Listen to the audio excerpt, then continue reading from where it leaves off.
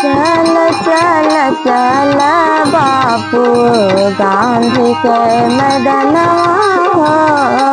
चल चल चल बापू गांधी के मैदानवा हो।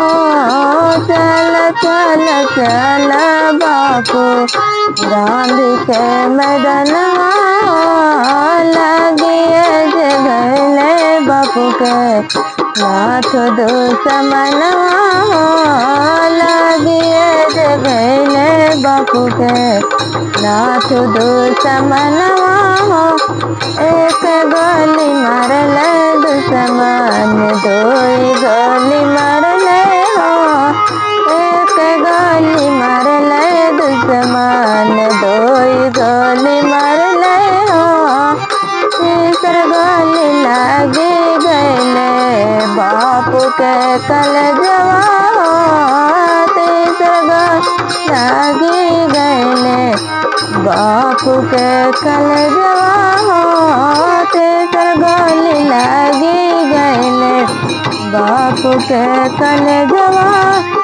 रेडियो से खबर गईले सारा हिंदुस्तानवा। रेडियो से खबर गईले सारा हिंदुस्तानवा। हाय हाय करके बापू त जलन करनवा हो। हाय हाय करके बापू त जलन करनवा हो। रेडियो से खबर गईले सारा हिंदुस्तानवा। रेडियो से खबर गईले सारा हिंदुस्तानवा। कोई लावे चंदन लकड़ी कोई लावे कफनवा।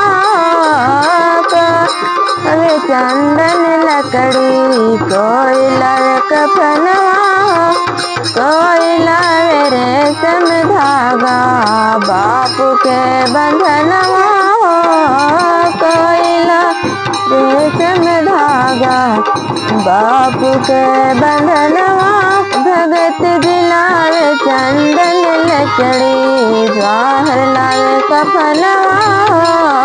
भगत दिलावे चंदन लकड़ी जवाहर लावे कफनवा।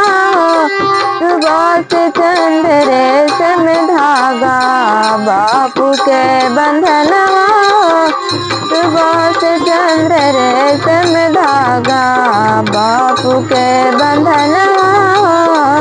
तारा नेता मिल गईले कहीं जानवा। नेता मिल गईले कहीं जानवा।